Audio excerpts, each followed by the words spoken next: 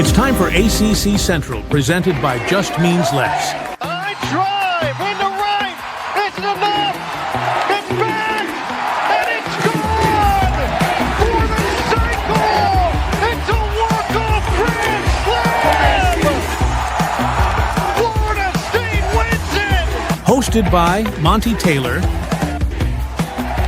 In the air, center field. Moore is under it. And on to Omaha for the Cardinals. Micah Butel.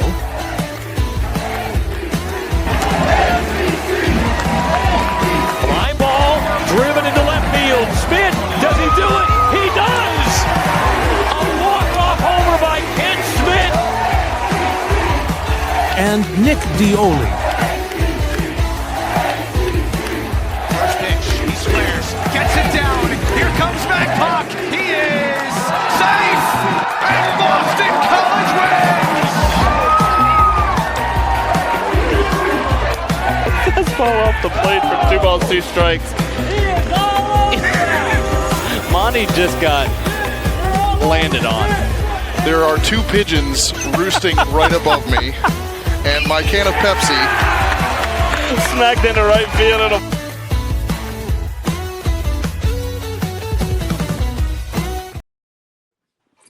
Welcome back, college baseball fans, to another episode of ACC Central. I'm Monty Taylor. Joining me is the full crew. We got Micah Butel, who is exhausted after traveling to the mountains out west, visiting the old Pac-12, and Nick Dioli, who hasn't gone very far at all. He visited Winston-Salem, where he resides. He And sat his ass on the couch. Yeah. So if anyone's wondering what I keep glancing over at, I do have the U.S. game on my TV. Micah apparently sacrificed, I don't believe this for a second, sacrificed a night at the You don't show. believe that Micah Butel would find his way to a baseball game in Texas? No, I'm saying you would not have sacrificed. If you had a chance and you wanted to go, you would have gone. I had a ticket. I just sold it because I made more money. I was going to say, we both know you would have gone if you wanted to go. No, I just love you guys this much. Yeah. I wish that was true. I would leave you guys so fast, it's not even funny. So shut up, Micah. I don't believe you. We got left for a hockey game. There's no chance. I'm going to leave you for a hockey game. Wasn't it a Dallas Stars game a couple weeks ago? I don't know. It's my truth, and I'm sticking to it. Anyway, we had our soft launch of ACC play. I guess it's a soft launch since only 10 of the 16 teams made the start of the series. But before we get into the big fun conference series, which we will finally break out my slides for, let's talk about sex, baby. No, let's talk about some of the non-conference. So the final tune-ups, by the way, 6 teams went through final tune-ups before ACC played non-conference. They went 19-1, Nick. Yeah, they went 19-1. Yeah. That's great. I'm so proud of all those teams. Like 19. I mean, who else can say that? Whoever lost that game, though, really should be ashamed of themselves. You know, Micah, it's about the maybe 19 like cancel wins. their program. Focus on the one loss. You know, like everyone wants to focus on the one loss. 19 wins. I mean, come on, that's fantastic. If you had a test and you got 19 of the 20 questions correct, you're pretty happy. That with team right? didn't get 19 wins. They only got 2. Now, the weird thing sometimes people struggle in certain sections of the test. Okay. Ryan Marone was scratched right before his start because of sore biceps from lifting. So they had to kind of go improvise kind of a start there, but you still expect them to win. Lafayette was winless. They were barely competitive in 4 games against Miami. I believe Miami scored 1,000 runs. It was a bit of a shocker there that Lafayette's first win comes on the road at NC State. I think NC State was ready for conference play. I think that probably also plays a factor. I think they were ready to get going, and they had this last tune-up and maybe overlooked it a bit, and then of course the Marone thing goes on, but they get back on track. But Do we have any concern about that Lafayette loss for serious, other than the jokes made here, Micah? I mean, it's the second inexplicable loss they had with the Princeton one, but I don't think it really matters. No, I mean this one's a lot more forgivable, I think, than the Princeton one. To be honest, like this one's getting blown more out of proportion because of what Lafayette's record is. Mhm. But I mean, again, this was a last-minute scratch of your Friday night guy. I mean, not to disrespect what was thrown, but look at the stats and other appearances this year, and you kind of knew what you might be signing up for. And these mid-major teams always I will stand on that the Friday night guy at every mid-major is good enough to beat a Power 4 team. Like, again, it's the depth that normally kills these teams, but every team normally has one guy, and obviously they catch them on the Friday night, so they get a good outing from their guy at Lafayette. And again, NC State battled back. Like, if they would have lost 7-0 the way the game started, I'd have a lot more concerns. But I'm really not that concerned because, I mean, they just ran out of time. Play one more inning, and I think NC State wins the ballgame. I know that's the name of the game, right? You play 9, you don't play 10. But, in all reality, they kind of woke up after getting – I mean, let's be real. They were probably stunned to be down 7-0 in the first inning. It was 7-0, right? After one? Yeah, I believe so. Yeah. You get punched in the mouth that quickly.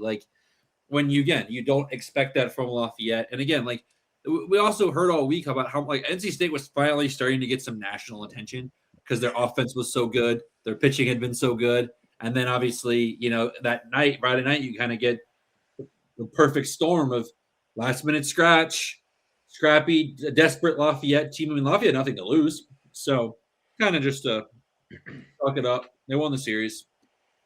Just don't do that too often, NC State, because you do it in the ACC play. If you play like that in the ACC play, you may get run ruled at that point. Yeah. Now the good news is they did obviously bounce back, win the other two games pretty convincingly. Duden was fantastic. Consiglio was good once again, and then of course the bats came to life. Nick, are the regional hosting chances gone, Nick? I saw that was a tweet you had to address apparently. Because I see a lot of the NC State tweets and they're bringing up a lot of different scenarios and metrics of we have to win 20 ACC games now. We'll never recover from this. And I am not of that mind. I am pumping the brakes here. I mean, in the same week, NC State did beat Coastal and they played 2 midweeks this week before playing Lafayette. So I'm not worried. I think the Marone scratch late affected them a little bit, but I'm still just as shocked at that first inning and how they had to try to come back.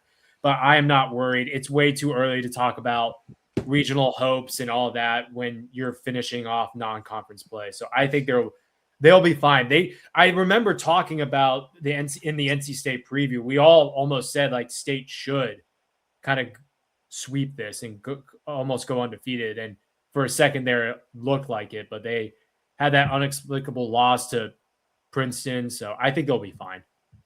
Yep. All right, moving along. Let's talk some good news. Micah's Louisville Cardinals.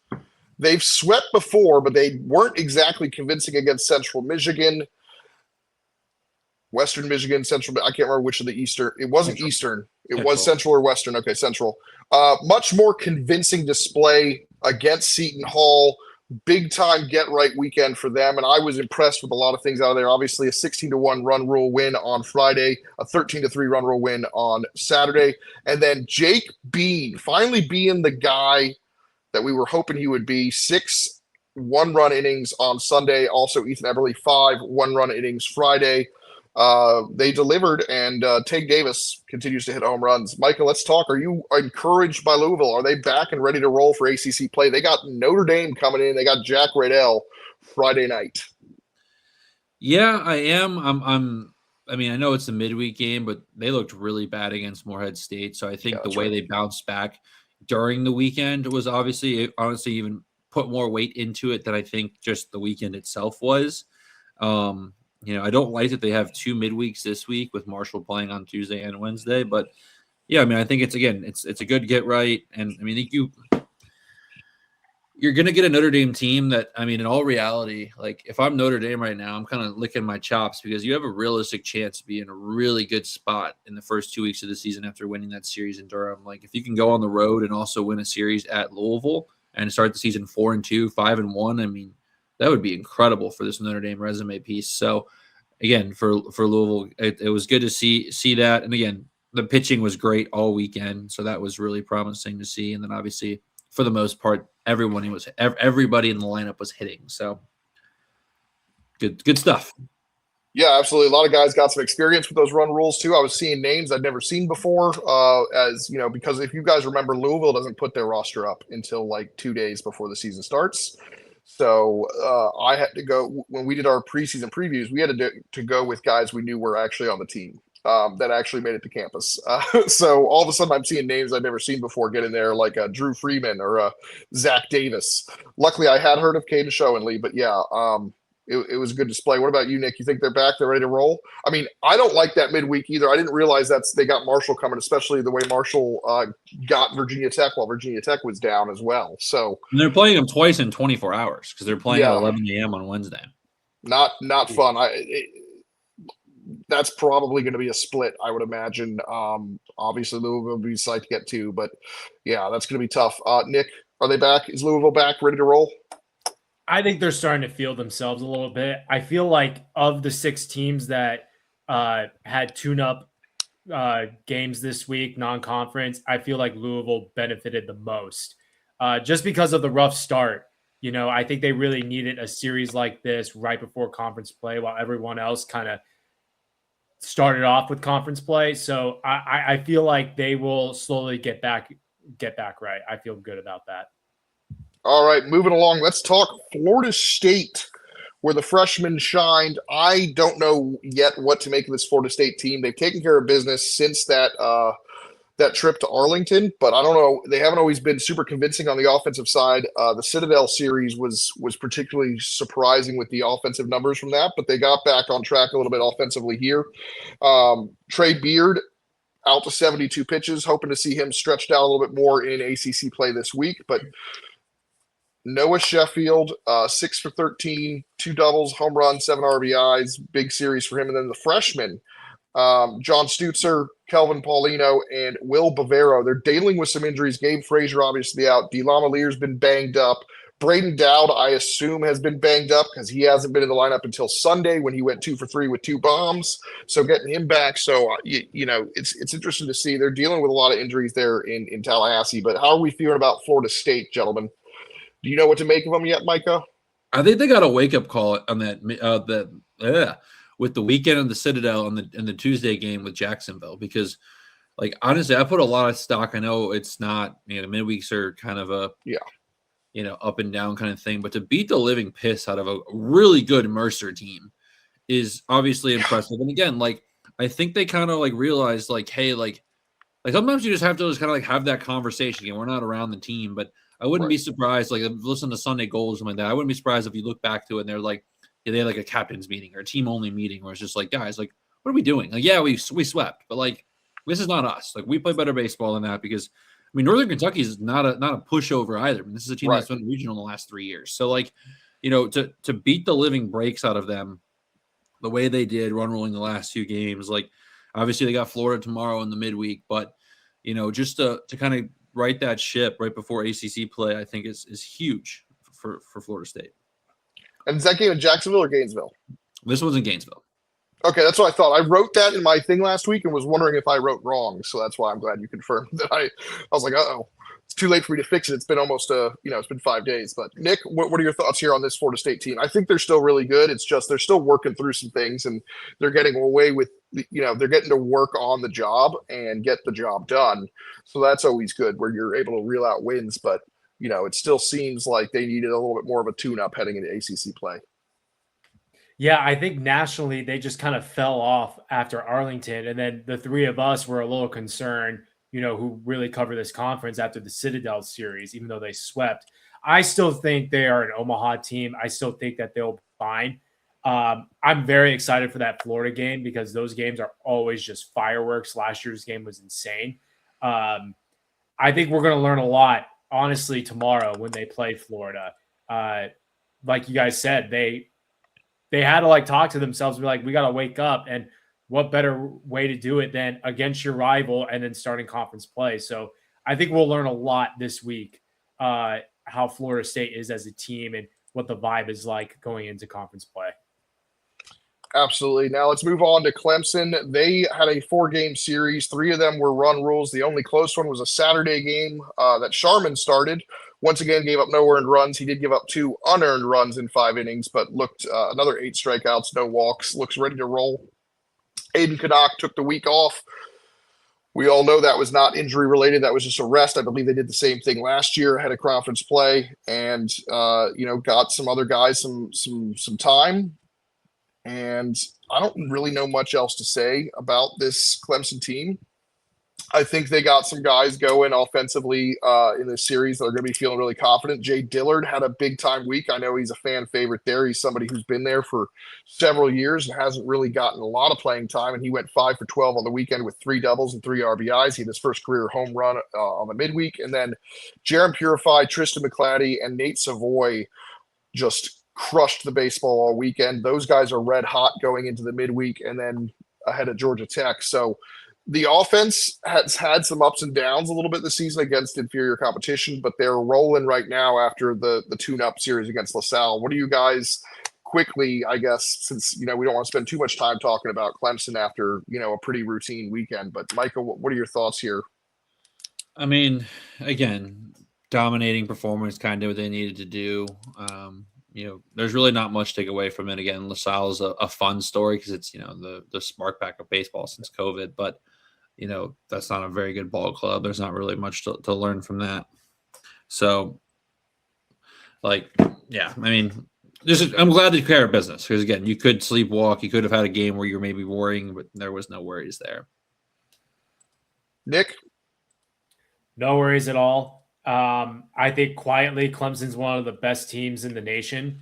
They haven't done anything like flashy because of the schedule, but I like where they're at right now going to conference play. Love that. All right, let's move on to the last 2. First, we'll start with Cal. They've won 11 in a row. They've been impressive winning 11 in a row. Should they be ranked? Micah, should the Golden Bears be ranked? Not yet, but they definitely need to be considered. I'm actually mad at myself. Excuse me. When I made my graphic today, they were my 29th team on my ballot, but I did not put them on my other teams considered because my brain immediately said Cal Baptist because I just saw them play, which I also was considering them, but I failed to put both on there instead of just Cal Baptist. So to the Cal Golden Bears, I'm sorry, but hey, use that as motivation that your beloved doubts you, I guess. Micah, you're supposed to be an ACC guy. But it makes my trip out to Cal in a couple months, or I guess next month now, a little more exciting because they look legit. I mean, like they're a tournament team. The season ended today. Like I'm doing my bracketology after we're done with the show. Like I would be shocked if I'm not at the Birmingham at least having Cal in the bubble. I mean, I don't know if they'll be in or not looking at the schedule, but they've looked the part. They're playing really good baseball and they've been very sound. I think something that I've kind of noticed with Cal is like, especially last year, like there's a lot of like what I'd call mental errors, right? Whether it was an actual error or just, throwing literally a middle fastball down the middle to the 4-hole hitter. Like a lot of just kind of like, what are we doing kind of moments. And this year they're kind of avoiding that. Like, and I think all it took was that spark of beating Irvine in that series. They've kind of just since then just been a kind of a wagon, to be honest. I mean, have they played the toughest of schedules?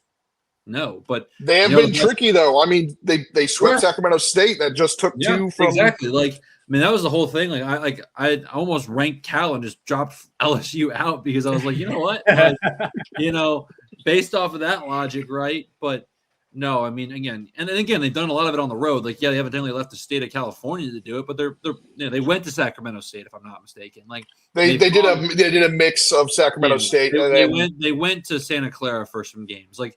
Yep. They're not just playing at Stu Gordon and just like, hey, we're happy to be here. Like they are branching out and at least going on the road for some of this. And like really since the opener with Santa Clara, like they haven't looked bad. So big kudos to Cal. I mean, in the power rankings, they're definitely someone that like, you could if you put them top 5, I wouldn't fight you on it. I don't know if I'd have them that high. Actually, we just have so many good teams in this league. I know that's the problem with the power rankings. But if you want to do the power rankings the way like some people like to do power rankings, which is just purely like who's hot, who's not? Absolutely, they're top 5. So, it really just depends on like how you want to do yours. But no, I mean, Cal is looking the part, and I mean, I can't wait to see what they look like in ACC play. Yeah, I do want to take a quick victory lap. I was bullish on them before the season because of the rotation, and the rotation is good. And then again, they're going to have to rely on freshmen on both sides of the ball. And Otto Espinoza was my freshman of the week. 7 innings, 1 run, 10 strikeouts. I actually voted for him over Blake Morningstar for pitcher of the week. Obviously, I have no problem with Blake Morningstar's performance in an ACC opener against Stanford, in which he struck out 11 and only gave up 1 run in that game. So I have no problem with that. But I just thought what Otto Espinoza did in a spot start as a freshman against a pretty good San Diego team is why I kind of gave him the benefit of the doubt. But you've got that guy. I mean, Quinn Larson, Cole Clark, Jet Wright. You've got Cade Columbera. Those guys, I mean, everyone's contributing right now. And if those freshmen can continue to put stuff forward, I mean, Jet Kennedy, I mean, I almost had him as my starting shortstop for Team of the Week. He went 7 of 15 with 5 extra base hits. Josh Hansen, by the way, your X Factor, 5 for 15 with 2 doubles and 6 RBIs. Carl Schmidt's back from wherever he had disappeared off to. I mean, Kevin Gian, the Gian brothers went off this weekend. They had an insane weekend when they played. He went 3 of 3 with 2 home runs, only played 1 game, and he just casually does that. So got to feel really good about Cal. And the Santa Clara series threw me off for a second, and I'm sorry for allowing that to happen, Cal. Nick. So if the season ended today, I think Cal is in a really good spot just based off like where I almost had them in the top 25 and based on my ACC power rankings, all 3 of us are pretty bullish on like at least comfortably 10 ACC teams can get in.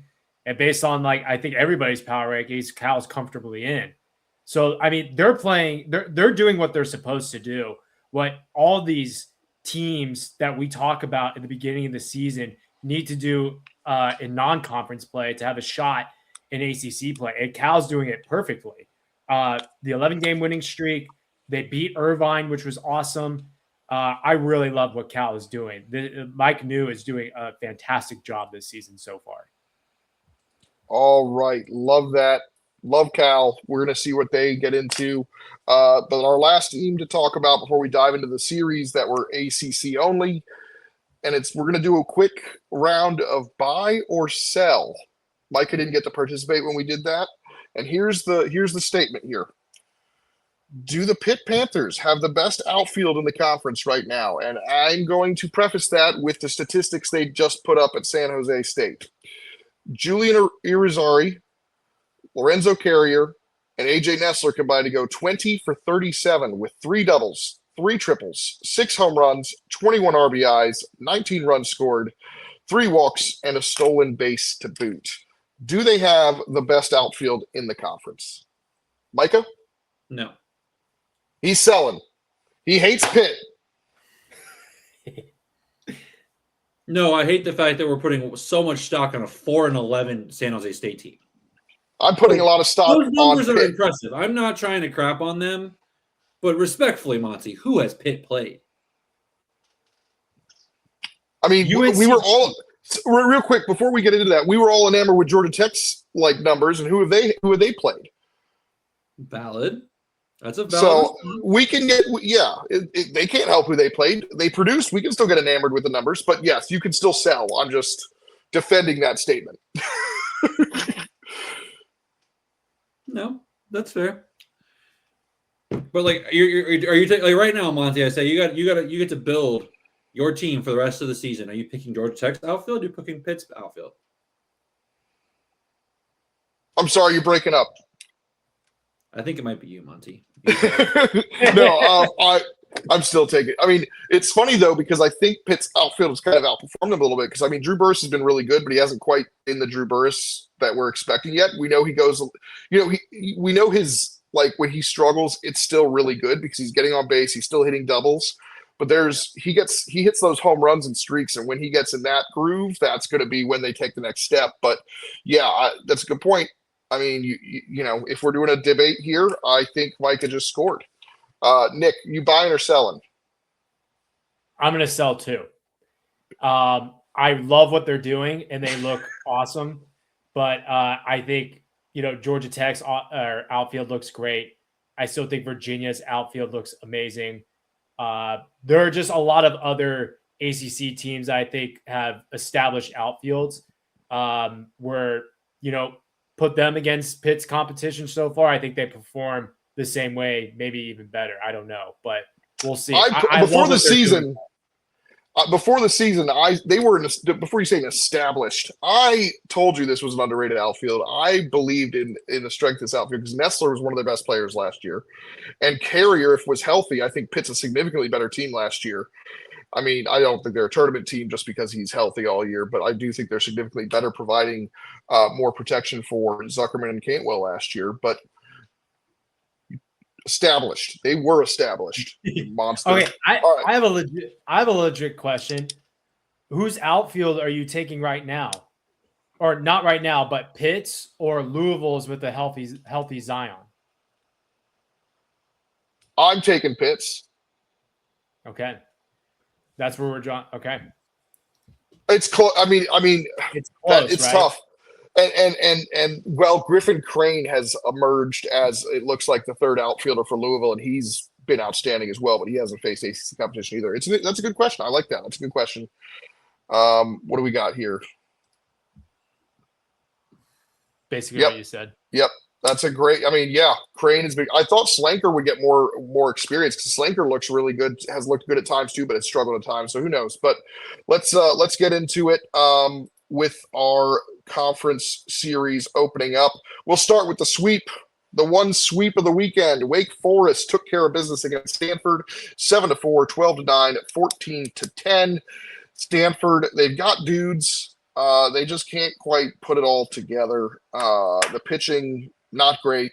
Dugan was their best guy, and he still gave up 5 earned on 10 hits. It's just not getting done out there. But offensively, they got some guys. I mean, we talked about thank you, Brandon. That would explain some of it. That would certainly explain some of it. You never know with these with some of these injuries. But yeah, Rentaro had a good series. Eric Gion came in and was really good. I think he only started one game, played one full game. The other 2 were 2 pinch hits. But Wake Forest, as the Luke Costello performance indicates, as I think their offense really needs him in there because I think without him, it's just too much pressure on Wentz and Cade Lewis. But when he's in there and healthy and doing what he did this weekend, my goodness, the offense is very good. Lavonis looked human, but still 5 innings, 3 earned. And then Duncan Marston came back to earth a little bit. But overall, really good opening weekend for Wake Forest. What are we taking out of this Wake Forest, Micah? I mean, you got to give credit to Wake Forest for, obviously sweeping anybody in ACC play is never going to be easy. But, at the end of the day, Stanford looks like the worst team in the conference. And so, again, I'm not putting too much weight into it for Wake Forest. I'm still a little timid with them, as I always will be. It's me, Mr. I Hate Wake Forest. But, I think it's just, again, not a bad performance, obviously, from Stanford. But obviously, I mean, they're 5-10 on the year. They haven't looked very good. They lost the midweek to Nevada, or I guess it's on Monday. But, they lost to Nevada. They lost the series to Fresno State at home last weekend. They're not playing very good baseball. So, I'm not putting too much weight into Wake Forest, minus the fact that, again, they got the job done, right? They easily could have, especially the way Game 3 was kind of going, they could have easily messed around and, let Stanford come back and win that game, but they didn't. So, got to give credit to Wake Forest there. But, again, this is just a team. And, I want to see what they look like when they play away from the couch against somebody, too. Because, the one time they played away from the couch, they didn't look that great. They do play away from the couch tomorrow. Yeah, I'm even then midweeks though. I know. It's yeah. And Coastal has some depth issues with the pitching injuries. Yeah, really. For Wake Forest to for the conversation of is Wake Forest what their fan base kind of believes they are? They're gonna have to win tomorrow night because they have more depth than Coastal Carolina does right now. Coastal Carolina is so banged up. I'm giving a lot of credit to Coastal Carolina because I thought they were dead in the water 3 weeks ago, and they're actually playing pretty good baseball. But yeah, it's just not. I'm not putting too much into it. I mean, Monty, if Stanford gets swept next weekend, I think we need to start having a conversation about what Stanford's program is. because I mean this is not off to a great start, for these guys. And they've got dudes. Like, I just don't understand why they can't put it together and be consistently better. So it's frustrating for sure. I'm sure in Palo Alto. Because the last thing Stanford wants to do is be 1-5 in ACC play, and then they've got the scary Utah Valley Wolverines coming to town the following weekend for 4. So you don't want to see that offense, Stanford. Let me tell you what, they could score. Oh, interesting. Nick, what were your thoughts on the series? You were there, and what are your thoughts? Loved what Morningstar did. The leadoff home run Sasaki had off of him. Boys, when he gets a hold of one, that thing sounds really different. Holy crap. Oppo Taco, was insane power from Sasaki. But Morningstar, that didn't faze him. He looked amazing. The score of that game is a little deceiving because Reese Bowie just didn't really have it in the 9th, and they had to put Will Ray in to shut him down. But loved what I saw from Morningstar. I also kind of want to highlight Javar Williams has been insane for Wake all season. His home run numbers, honestly, like he's missing home runs by a foot or two because at the couch though. The couch though, yeah, but I mean, watching him in away games too in midweeks, he's like bouncing doubles off the wall or one hopping the wall. Javar has been really good on the base paths too. He's been like their unsung hero this season so far. And he had another phenomenal series. So I just kind of wanted to highlight him. He's been on fire. Yeah, he just on the Stanford side. What's that? Nothing. Go ahead. It's your time. Sorry. Stanford's got to figure out their pitching, man. I like their bats are legit. I don't know what's going on with that pitching. They're so much better. Well, paper.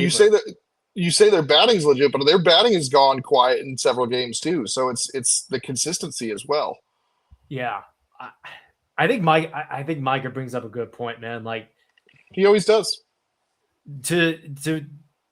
I can't believe we're sitting here and we're having like a serious conversation soon of the state of Stanford baseball, where this is a team that's been to Omaha 5 years in a row, coming off 2 years ago or 3 years ago. It's crazy. I don't know. Yeah, I mean, the modern may have made an impact there, but I'm impressed with Wake Forest, but at the same time, I want to see what they've got. They are back at the couch next weekend against Florida State, a much more formidable opponent, but still home cooking in Winston-Salem. Moving along to Virginia and North Carolina.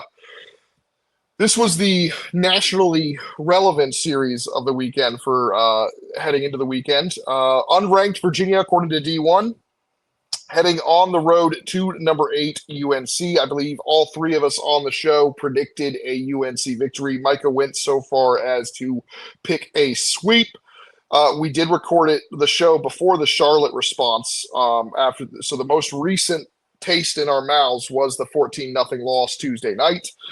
Virginia responded big time and honestly could have swept, but credit to Caden Glauber, who came in and had a heroic shift out of the bullpen on Sunday, down 5-1, allowing his team to chip away, and Chapel Hill does Chapel Thrill things. Virginia took the lead twice in extra innings and ultimately could not hold those leads. The freshman arms had to come in for Virginia. They played pretty well in high leverage, but ultimately UNC was able to make some magic happen with the freshmen of their own. But yeah, Virginia's pitching outstanding. Max Stammel and Henry Zatkowski were dominant. It was a very impressive performance from Virginia, and they really showed their mettle. And Micah, I want to start with you because we were not feeling too high on Virginia heading into this series, especially the way their offense had played. They executed their game plan perfectly. I believe they had DeCaro and Lynch combined for 7 innings, but they threw 162 pitches. Yeah, I mean, from a standpoint of what UNC put up offensively, that's kind of what I expected. Like I expect on Friday night, I expected Zukowski to, probably go 5 or 6, give up 2 or 3 earned. But I was thinking that would be a 2-0, 3-1 kind of lead, especially with how Virginia's bats had looked the last weekend. Plus, obviously the first midweek game, they obviously kind of reappeared in the second game against Charlotte. But, that's kind of where my head was at. But they did a really good job of, attacking DeCaro. I mean, he didn't get necessarily tagged for a ton of runs, earned, but he did a really good job of working his pitch count up, and obviously just, really good ABs from Virginia. I mean, it does stink that Virginia, if Virginia sweeps this, the storyline is so much more drastic. You have to give a lot of credit to UNC for salvaging. A lot of people were why did UNC not fall further in the rankings? Because they showed a bunch of grit against a Virginia team that literally they're I thought the game was over, Monty. It was 5-1, and I was like, okay, cool. And it was right, and it was looking like they were about to do the same thing they'd done in the previous 2 games and break the back. And that's why Caden Glauber's performance was so crucial, and it's basically saved the entire series for UNC. Yeah, absolutely. So again, you got to give a lot of credit, right, to Virginia for that, and then obviously UNC finding a way to get it done, in Game 3. But this is a very, good series. Obviously, the games aren't necessarily as close. Monty, you obviously had your eyes on them more than anyone here, but it's just from a Virginia standpoint, again, that was a really impressive performance all around. Again, Monty, it was, I mean, obviously the bullpen didn't get done on Sunday, but man, was it nice to watch a Virginia baseball game and feel confident in the bullpen like we did. Even again, what happened not Sunday, but in Game 3 is Game 2 on Saturday. I give that more to UNC just really saying we cannot get swept than I did really necessarily Virginia, just making a ton of mistakes to cost them that game. So, and even seeing the bullpen come out in that game, so the guys that came out, Noah Yoder came in, and he came in before Kappa, so he relieved Jaxel, who had given up 2 runs, 1 earned. But then Yoder goes 1 inning, shutout, 2 Ks, hit 100 on the gun. I think it was 100.2 miles per hour.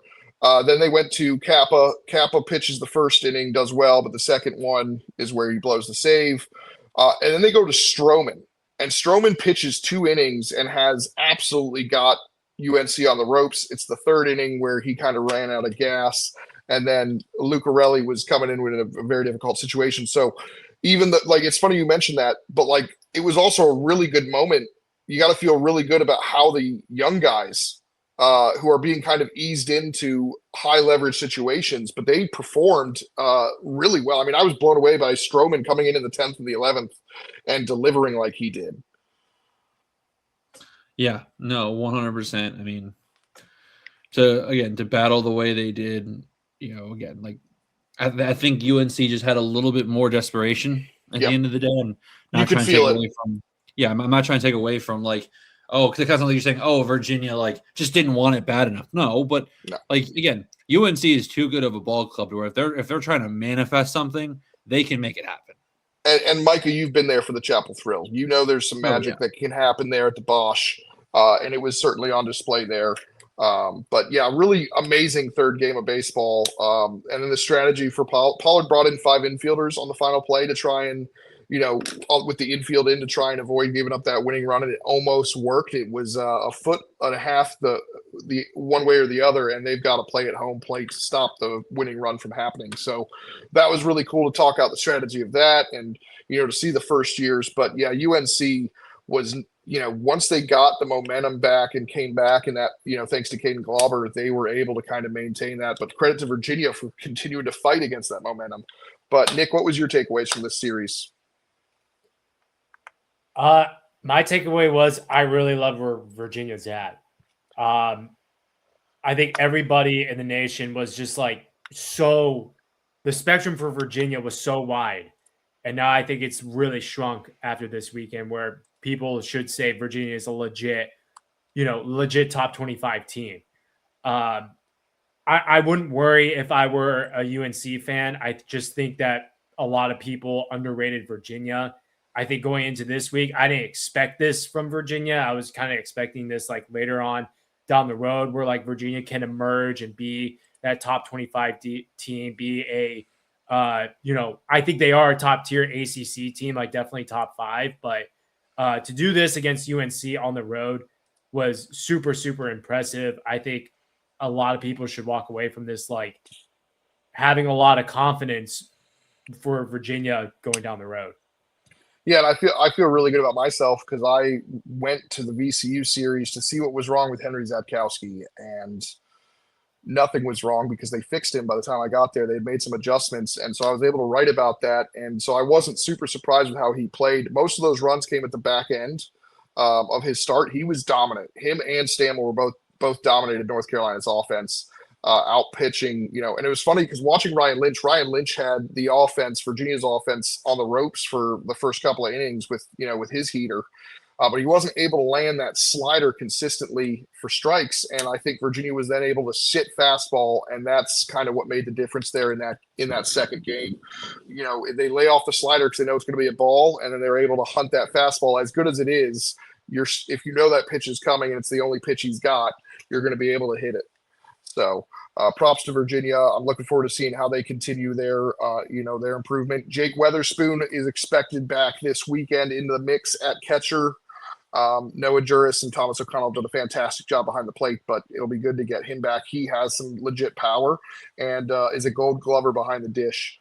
Kyle Johnson, I didn't see anything, but he's been pitching. He's been throwing off the mound, and it's just a matter of how they want to stretch him out because he's going to need to be stretched out a little bit. So I don't know if they're going to use him as an opener like they have in the past, or if they are going to have him pitch out of the bullpen to start, but hopefully eventually he'll be able to work his way back into the rotation.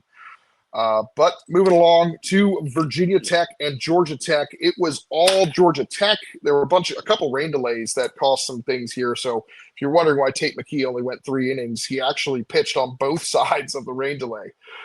So there was like a 2-hour rain delay that he pitched before and after. So that's why he only went 3 innings and was actually pitching pretty well. Ethan Grimm made the start over Brett Renfro, which was a bit of a surprise. It did not go well for him.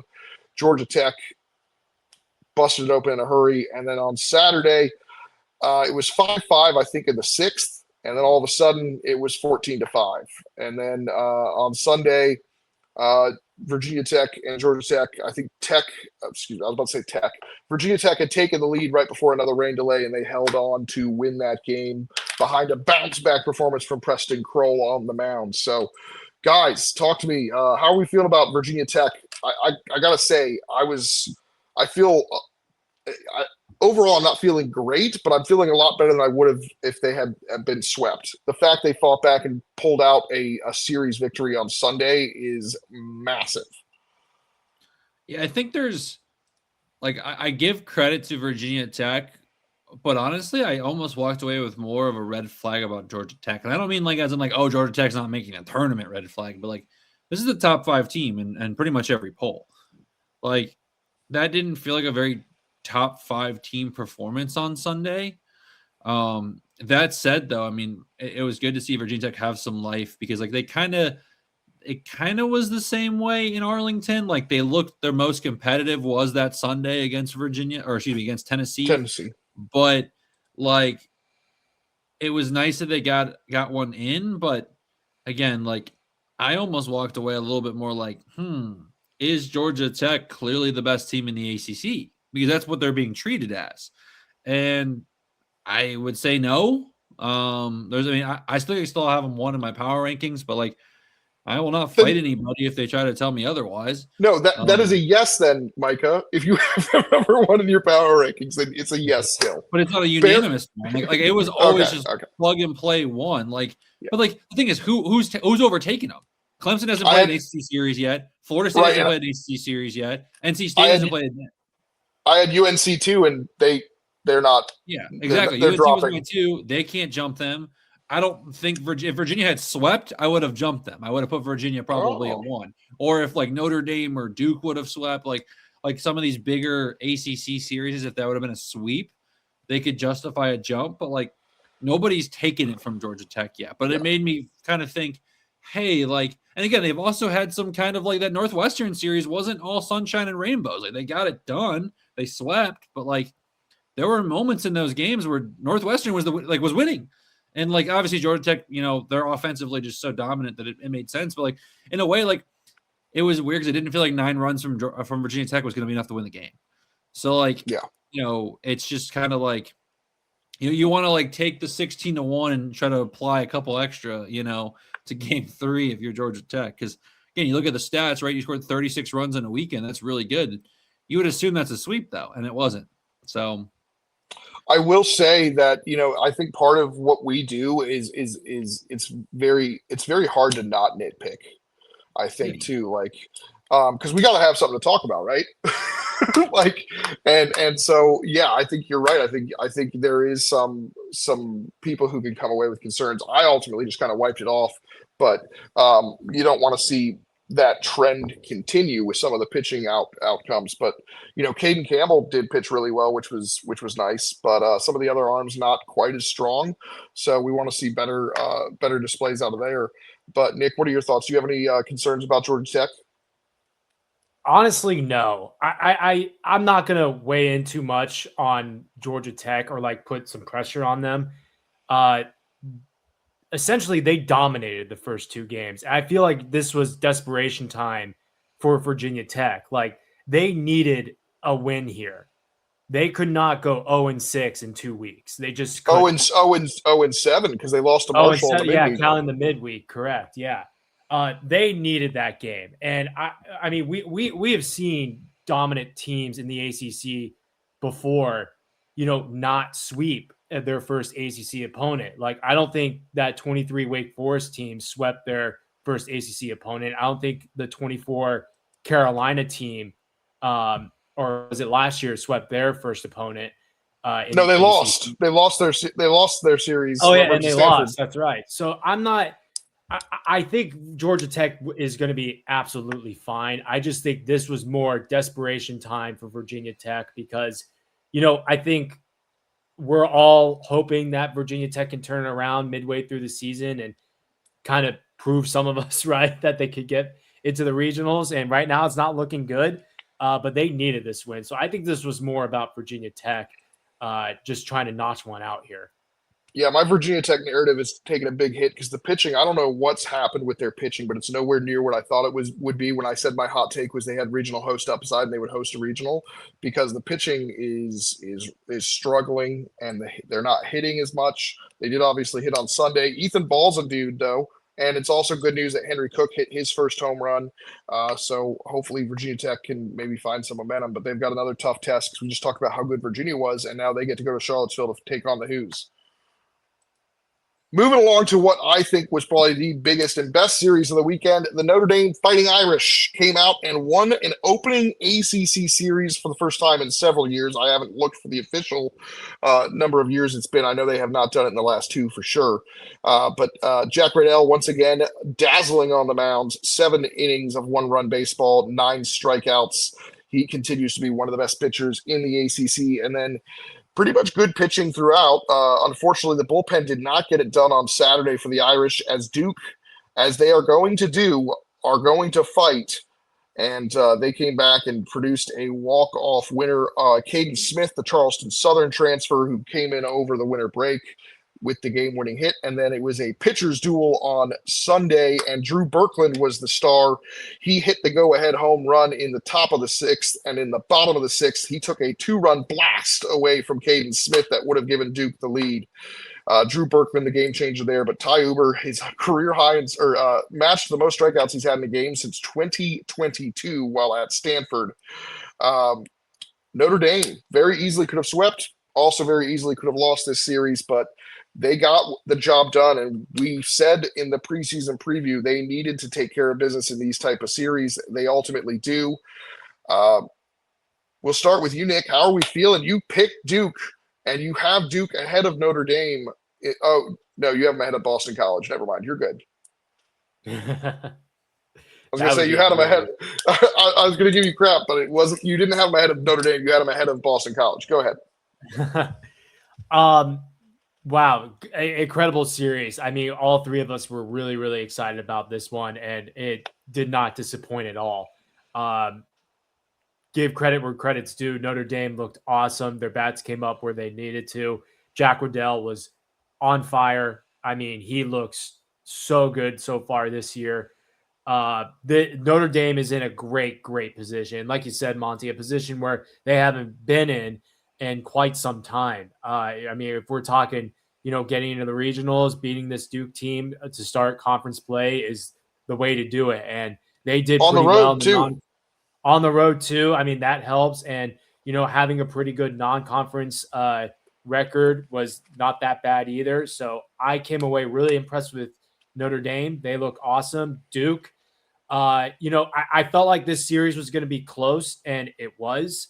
I think Duke, not much has changed. I did pick them to win this series just mainly because it was at home and they were kind of feeling themselves because arguably they had a better non-conference slate turnout than Notre Dame did. But I think Duke will be fine. I think they're still figuring things out. They got to get the bats going for sure. But I mean, what a series win for Notre Dame. This was great. Yeah, the hitting is a major concern, but the defense is good. They're going to fight, but Notre Dame just blew me. The other thing I felt so bad for Notre Dame, and it's a good thing they came out with this win because they were hitting the crap out of the ball, but they were just going right at people, or Duke was making sensational defensive plays. Like DeMartini casually made a catch crashing into the wall and then acted like he did that all the time. But yeah, it's interesting. Also, shout out to Notre Dame, the coaching staff, for hooking us up with hats. Micah had made a comment in the preview show on how they should put those Navy hats on for sale because he would like to buy one, and they said, "Don't worry about buying one. We've got you, Micah." So I have a hat for Micah and Nick, and I guess so way to go. But thank you, Notre Dame, for that. Very exciting stuff. But Micah, let's hear your thoughts. You can choose whichever team you want to talk about first. Go ahead, hit me with your thoughts on Duke and Notre Dame. Well, clearly we have to talk about my new favorite team, the Notre Dame Fighting Irish. We won the series because Hat Theory is alive and well. Minus BYU. That's a good point. Oh, come on. It did not work for BYU this weekend, so now we are sitting at, I believe it is now 8-1 on the season. It did work for Utah Valley and Utah, though. So there you go. Unfortunately, BYU took an L on that one, but Notre Dame made it a 3-1 weekend for Hat Theory. So we'll call that a quality weekend for Hat Theory. This is the second time that Duke has been burned by the Hat Theory. This time is kind of not my fault because I didn't split myself out mid-game. Okay, I kind of forgot they said they were going to give us these. So in my defense here, I'm going to give Moose your number. Aaron, if you're watching, I didn't do this one. I'm innocent. But, no. By the way, if you guys get a chance, I normally would not promote necessarily D1's work on this, but if you guys get a chance, the quotes that Bradley got on Saturday from Moose following the walk-off win is so funny. Check it out. I'll have to look at that. Yeah, I just could not believe. I was like, I'm so mad that I didn't go because I'm sure Bradley's eyes were lighting up as these quotes were coming out of Moose's mouth. Yeah. But no, I mean, for Notre Dame, it's a great start to ACC play. Like you said, they haven't had this in a while. I think obviously if you're Notre Dame, you feel like a sweep was right there in your hands. But again, Monty, you kind of nailed it. Duke is maybe them and Stanford conversation for worst team in the ACC, but they're gonna fight. I don't see Duke getting swept too often. I don't. They're gonna fight for one at the bare minimum. I mean, another thing I loved that I wanted to bring up real quick before you continue is they're gonna get creative with things. They did a double steal with 2 outs in the 9th inning and pulled it off to put the tying run in scoring position. And I just thought that was so ballsy because the game could have ended on a caught stealing. And of third base, it's a quicker throw, right? And a base knock with 2 outs would have tied that game right away. So I just thought that was a really cool way, and they were that close. But just wanted to throw that out there. Continue, Micah. No, I mean, again, this was a very good show me series for both teams. Right? I think it shows me that Duke's it's going to be a tough out every single night. I don't think I'm picking Duke to make the NCAA tournament. The season ends today, but they have the pieces again, to kind of step up in big spots. And then from a Notre Dame standpoint, if they would have swept this weekend, I mean, I think Notre Dame has a conversation piece to be ranked. So I think, for Notre Dame to take the series on the road, get that positive momentum is huge. But and we'll kind of see how it plays out the rest of the way. Because again, like someone has to be the worst team in the ACC, someone has to be the second worst team in the ACC, and unfortunately, I do think Duke's in that conversation. So I'm intrigued to see how Notre Dame applies what they got out of this weekend moving forward. Absolutely. All right, let's get into our last one here. And it was the one that nobody saw coming. The Boston College Eagles take care of business. They win their first ever series in Coral Gables. A passed ball, strike three, go-ahead run in the 10th or the 11th. I can't remember which inning it was on Friday, which is, if that's not BC bird ball, I don't know what is. And then Saturday, Miami evened it up with a 5-3 win. And then Sunday, the bullpen for Miami looks really in trouble. And Boston College's bullpen is the opposite. They were unbelievable all weekend in all three games. The bullpen delivered time and time again. And they didn't even use Gavin Suarez, who's their best reliever. Nick Wang, we saw some Wang bangs, gentlemen, as he had 2 home runs. Julio Soler continues to produce. Freshman Luke Gallo coming in for Sean Martinez at the Ty Manolfi, who's normally playing third base, moved to second where Sean Martinez was. Luke Gallo produces the freshman. I mean, we got to be feeling great about Boston College after this. Nick, are you back in on Boston College? I saw your power rankings, so the answer is no. Well, they went from last to what, 14th, I think. Power rankings. They win a road series against an ACC opponent who you had as like a world beater 2 weeks ago, and they only go up 2 spots. Come on, what are we doing, Nick? Jump back on board, buddy. BC Birdball, it's a thing. Where did you have them, Nick, in your power rankings? Let me double check. I have the picture of it where I sent it to you guys. I'm nervous that Micah's setting me up for something. Oh, I had him 13th. Yeah, that's way too damn low. Well, they're ahead of Miami. They are ahead of Miami. He has them below Duke. You know who else they should be ahead of? Pittsburgh, Notre Dame, Louisville, Virginia Tech, Duke, Stanford. Like, what they did this weekend is more impressive than all those teams I just named. Yeah. Well, I mean, I'm taking it as like, when I do my power, it's not a week-to-week thing. It's overall. You know, they've like had some really bad losses. Name one. You know, and like how good is Miami now? Name one.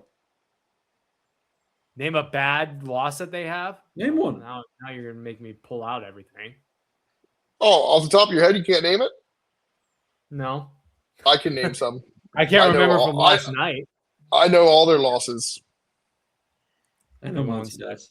Bad losses Northwestern. By the way, I have a question for Micah, because Micah and I agreed with you on this point when we did the preview. We're going to know how good BC Birdball is after their trip to Florida. I don't know if I know how good they are. Still, yeah, honestly, you're not wrong. They went 5-3, and I was right on board with you. If I was told they went 5-3, I would have. But I still don't know if they're good or not. They're still going to be fun as hell to watch. And what's funny is like you look at it and you're like, well, is FGCU the best team they played in Florida? Yeah. Because if so, then they lost that weekend. So, like, I mean, I took more away from Miami than I did BC, to be honest with you. But, like, you have to give a lot of credit to BC because, again, the way they, like, I mean, to be completely frank, like, if you told Miami, right, that AJ Colarusso is going to be shelled for 5 runs in only 3 innings of work, and the BC bullpen is going to have to win them the ball game. And you said, hey, by the way, AJ Siskar went 8 innings and only gave up 4 earned runs. You know what you're going to say? Hell yeah, we won this game. Like, take away the score, Monty, and just look at the starting pitching lines. Do you think that the Miami Hurricanes lost that game? Absolutely not. But, again, that's a lot of credit to Boston College. And then in Game 3, BC just dominated. Like, BC was just the better team from start to finish in Game 3. Obviously, Game 2 was a competitive game. I want to give a big shout-out to Rob Evans. He looked fantastic. Like, honestly, like, the Miami starting pitching was not bad this weekend. I kind of feel for them, to be honest, because, even Darius wasn't terrible. He wasn't great, right? But this wasn't like, this isn't like the sky is falling, like gets shelled for 9 runs, can't go 2 innings. Like, wasn't, again, not a great outing, but wasn't like he was terrible. And the bats were, I mean, Cuvée was good, Ogden was good, but BC just had more to it. Again, they're always a threat to run. They did a really good job of like pressing Miami here. And again, like, I think honestly, Monty, I hate to do it, but because it's just moving the meter, right? But like, we're gonna know what BC is when we do this show next week, because they've got UConn in the midweek in stores. Again, a UConn team who every year is knocking on the door for a regional, and then you've got NC State on the road for 3. Like, if they go 2-2 this week, Monty, Boston College NCAA tournament conversation. Let's start it up. Let's fire it up right now. Yeah. Absolutely. And I just want to throw out that, like, I'm not saying you were wrong. I was right there with you. I was like, that's a great point, Micah. and yet here we are, like, they went 5-3. So, and the funny part is, if we said, when we did this question, what is that, a month ago, like, and said 5-3, we'd be like, oh shoot, man, BC's legit. And now we're still like, I mean, like, what are they? And all I know is they're going to be fun to watch, regardless of whether they're actually good, because I just love how they're you when they're on the base pass, the way they play defense, like they're the type of, again, they're gonna make you beat them on the mound. Like, I mean, the bullpen, like, are they gonna replicate this weekend? I don't know, but if they can put 95% of what they did this weekend in an consistent basis, like, I mean, Kyle Kipp probably, they announced pitchers like the players of the week yet, Monty? Did I miss that? Yeah, so Blake Morningstar was the pitcher of the week. Okay. Like, Kyle, for those who don't know, Kyle Kipp was on the ballot. Like, he had a legitimate argument for it. I mean, I don't disagree with Morningstar getting it, but it's from that standpoint, like, it was a really impressive job by BC's bullpen. Like, and again, you did it, like, Mark Light Magic exists.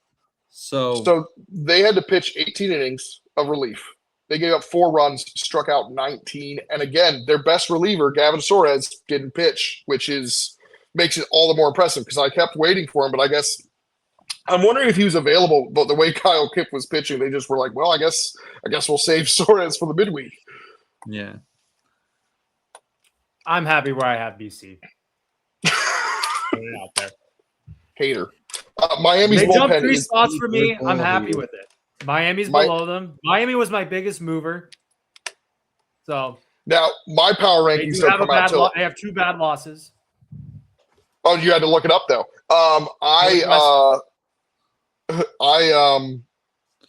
have to wait and see, because my power rankings are during the midweek. So the UConn game will be a factor in the BC power rankings. So that's just so that I have the power rankings and my team of the week separated, because that's just, I wouldn't ever sleep. I'd be like Micah, who's like, oh, I'm running on adrenaline, like he ever sleeps. So, yeah, but panic meter for Miami. We're hitting it, right? Yeah. Miami is definitely the team I'm most concerned about right now, and Stanford exists. That's not good. Like, I mean, can you even say you're concerned with Stanford? Like, it is what it is right now. With Stanford should not be this bad.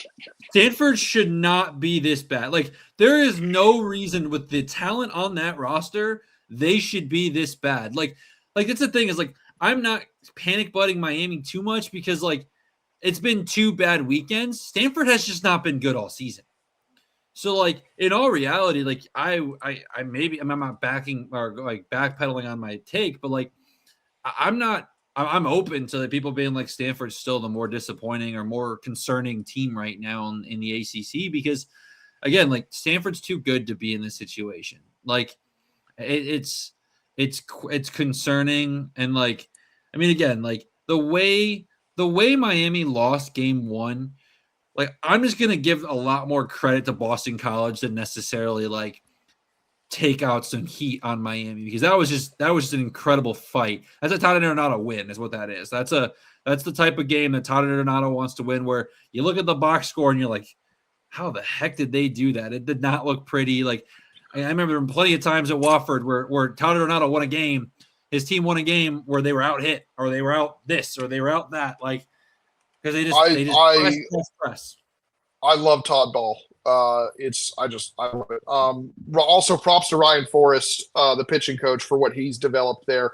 Yeah. Also, if you notice, they've been doing this without Brady Miller being completely stretched out. You saw on Sunday he only threw 3 innings, so that he still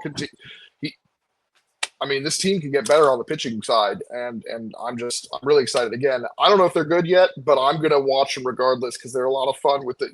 Like I just said, I love Todd Ball, so we'll see there. But let's get into a new segment as we finish up the show. What was your favorite ACC moment of the weekend? And I did not let you guys know about this ahead of time, although Nick did do this last week, but may not have been prepared. This is something I want to do moving forward. So if you guys want to take a second to think, go ahead, Nick. Well, I know mine. If you guys want to go first. Okay. So if you guys want to go first, you want me to go first? I do know mine. I have 2, so I can. If one of you guys took mine, I can adjust. So I'll let Micah go first. I think there's 0 shot that mine got taken, so I'm going to go with Josh Hansen hitting a home run in the midweek. That was cool. 12 hours before I said it on the show that he was my X factor. I was like, you know what? Right, but he's got to get going. 45 minutes after it would have aired, though. So correct. that was like it aired it probably. So you probably he said has a good weekend to follow it up. I mean, he didn't have blow you away numbers this weekend, but he got going. He looks the port this week. That's a major step forward for him. It was great to see him get going. But it's the fact that in the morning, because you were, I'm sure Monty, I don't want to speak for you, but based off your reaction when I said him, you were quite surprised I went that route. And then, it was a non-ACC series, so it was awesome. That was by far the highlight of the week for me. Well, and you can imagine my reaction when the Twitter notification came through that he had done that. And I was just shout out for Cal Baseball for interacting with us when we were talking about it. Those are real ones for that. All right, Nick, what's your moment, buddy? Okay, so I have 2. One, Andrew Wiggins doing the national anthem with his saxophone.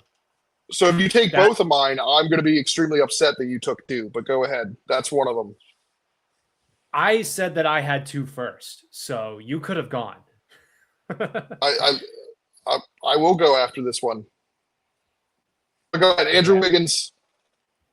Yeah, I think that's so cool to do the national anthem with the saxophone. I think that's just freaking awesome. One of your players can do that. So shout out to him. That was really, really cool to watch. My second one. You have to. You have to wait. You go. Sorry, you go. You have to wait for your second one to make sure you didn't take it from me. All right, the ALS moment in the Boston College and Miami game.